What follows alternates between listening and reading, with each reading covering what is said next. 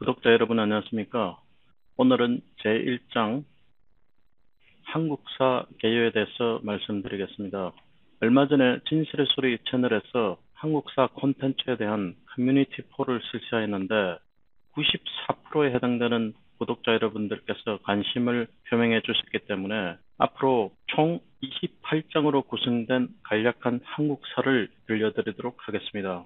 제가 다루려고 하는 한국사 교과 내용은 다음과 같습니다.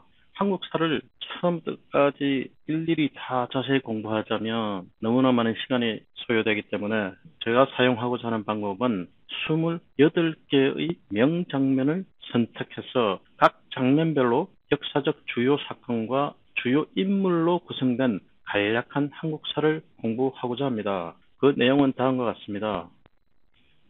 총 28장으로 구성된 간략한 한국사가 되겠습니다.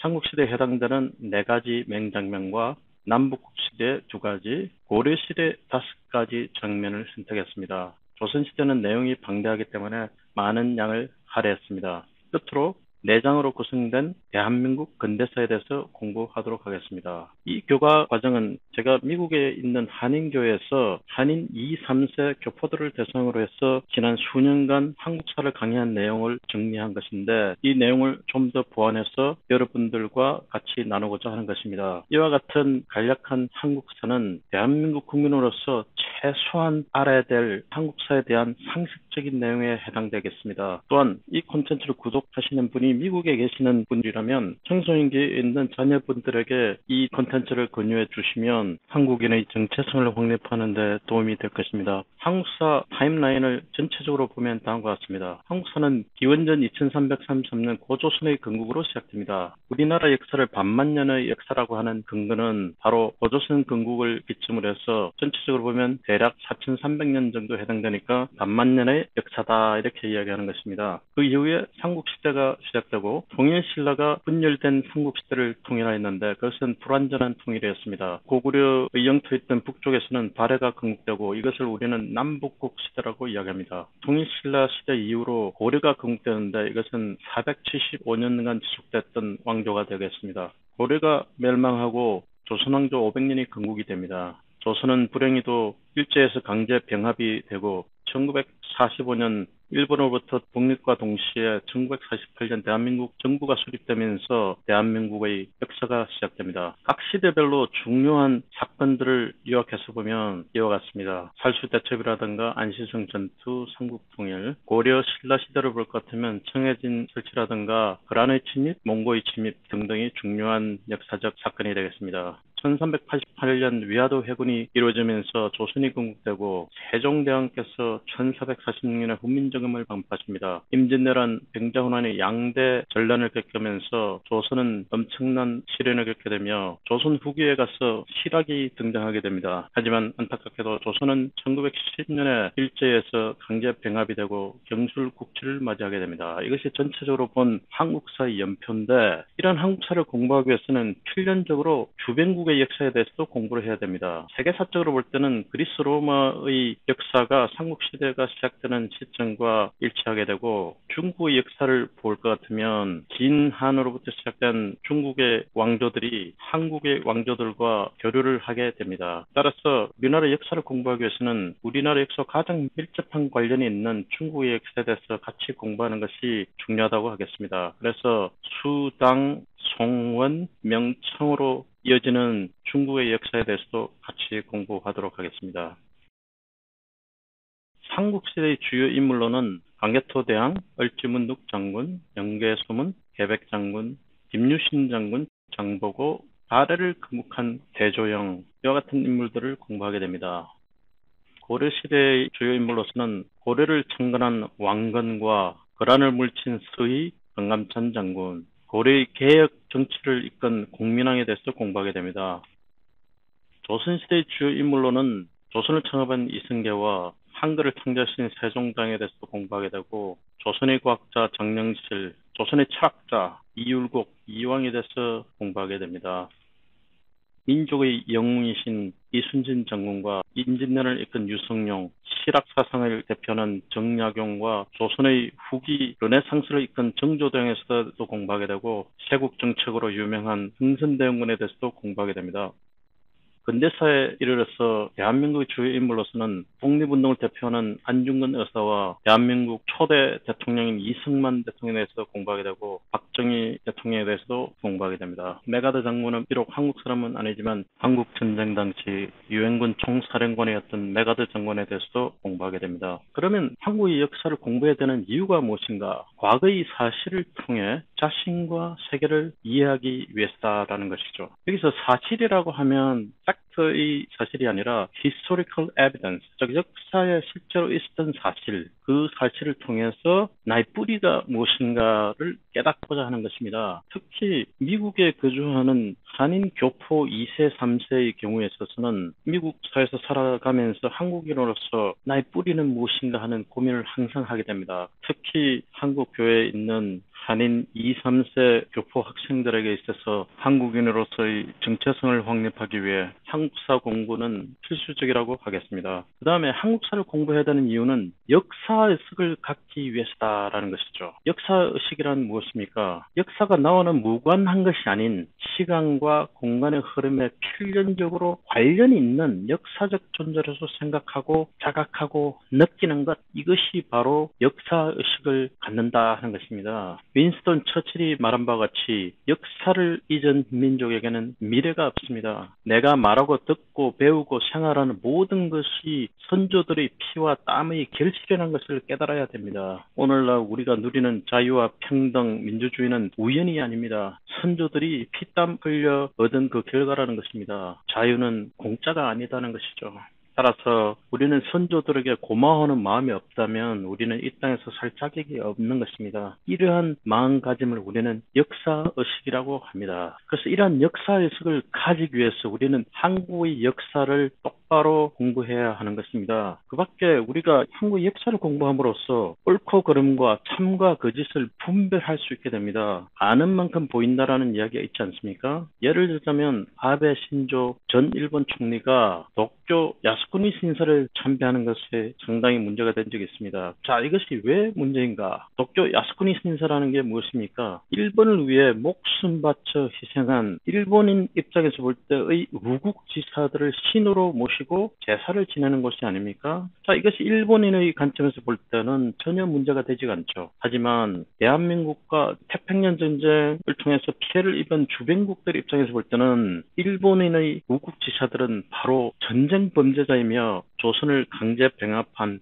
침략자가 되는 것입니다. 한국 역사를 공부하게 되면 이러한 아베 신조 일본 총리의 신사 참배는 주변국에 있어서 큰 문제를 이야기하는 것입니다. 윈스턴 처칠이 말하기를 역사를 잊은 민족에게는 미래가 없다라고 하였습니다. 유명한 역사학자인 아놀드 토인비는 인류의 역사는 도전과 응전의 기록이다 라고 말했습니다. 난제 신채호 선생은 역사는 아와 비아의 투쟁의 기록이다. 즉 나와 남과의 전쟁의 역사다라는 것이죠. 우리가 역사를 공부하면 상당 부분이 전쟁에 대한 이야기입니다. 그래서 역사는 곧 전쟁의 기록이다라고 해도 과언이 아닐 것입니다.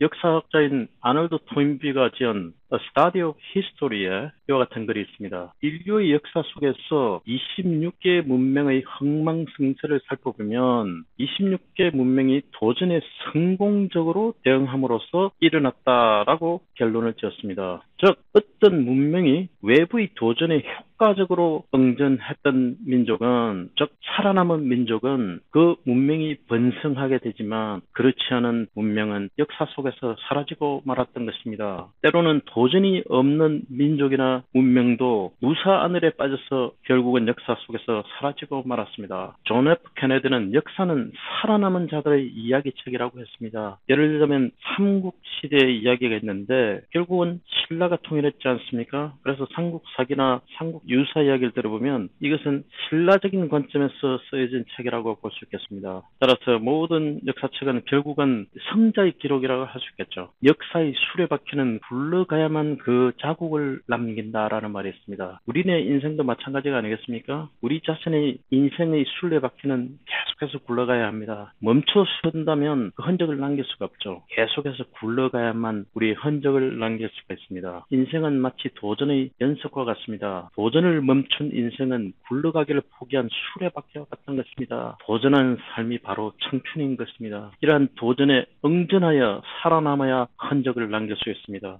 최근에 우리 인류는 엄청난 도전에 직면하고 있습니다. 코로나 바이러스라는 전 지구적인 팬데믹을 겪고 있고, 이러한 도전에 인류가 어떻게 응전하여 살아남느냐 하는 것이 큰 과제로 남아있는 것입니다. 단재 신채호 선생이 누구입니까? 그는 1880년부터 1936년까지 조선 말기에 활동했던 일제강점기의 역사가이며 언론인이자 독립운동가이십니다. 이분은 한말 애국개몽운동에 힘썼으며 항일 비밀 결사인 신민회 조직에 참여하신 분이십니다. 이분은 또한 역사학자로서 윈스턴 처칠이 말한 역사를 잊은 민족에게는 미래가 없다는 말을 자주 언급하였고, 그분이 지은 조선상고사의 역사는 아와 피아의 투정의 기록이다라는 말을 하였습니다. 단재 신채호 선생은 사관, 즉 역사를 보는 관점, 이것을 매우 중요하게 생각했는데, 그 이유는 같은 사건이라도 어떤 입장에서 바라보느냐에 따라서 전혀 다르게 해석될 수 있기 때문입니다. 예를 들자면 임진왜란을 일으킨 풍신수길이라는 자는 우리나라에서 볼 때는 잔혹한 침략자이지만 일본에서 보면 전쟁 영웅인 것이죠. 그래서 똑같은 인물이나 사건을 어떤 각도에 바라보느냐에 따라서 전혀 다른 견해가 나올 수 있다는 것입니다. 예를 들자면 식민사관이라는 것이 있죠. 이것은 일제 제국주의가 한국 침략과 식민 지배를 위해서 조직해낸 역사가는 것입니다. 이와 반대로 민족사관이라는 것입니다. 식민사관에 반해서 한민족의 우수성과 자율 주체적인 발전을 강조하는 그런 사관이 되겠습니다. 이에 대표적인 사학자로서는 박은식 선생, 신채호 선생, 정인보 선생이 있습니다. 그 외에도 마르크스적인 사상에서 인류의 역사를 계급 투쟁으로 보는 유물사관도 있고, 유교적인 관점의 세상을 바라보는 유교적인 사관도 있습니다. 그래서 우리가 역사를 공부하면서 어떻게 올바른 역사관을 가질 것인가, 역사를 어떻게 다른 눈으로 볼 것인가 하는 것도 큰 과제가 되겠습니다. 여기에 지도가 있습니다. 이 지도의 중심은 어디입니까? 대서양이지요. 이 지도를 보면 우리가 알 수 있는 것은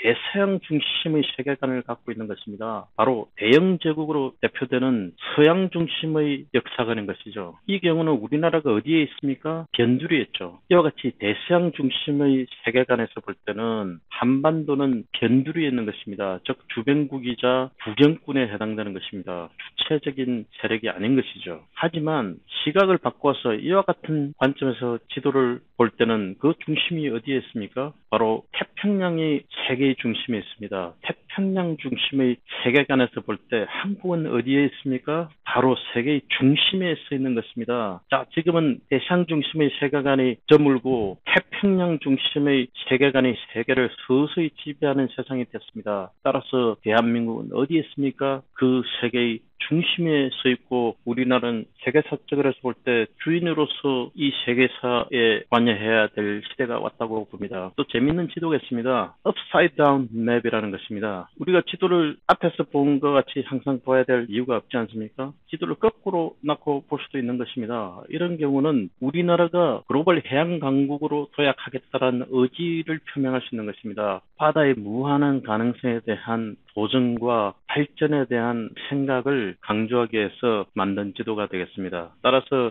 세상을 어떤 눈으로 보느냐에 따라서 전혀 다른 세계관을 가질 수 있는 것입니다. 그래서 역사를 공부하는 것이 그만큼 중요하다고 보겠습니다. 오늘은 여기까지 하고 다음 주에는 제2장 삼국시대에 대해서 공부하겠습니다. 다음 시간에 주인공은 광개토 대왕입니다. 시청해 주셔서 감사합니다. 다음 주에 뵙겠습니다.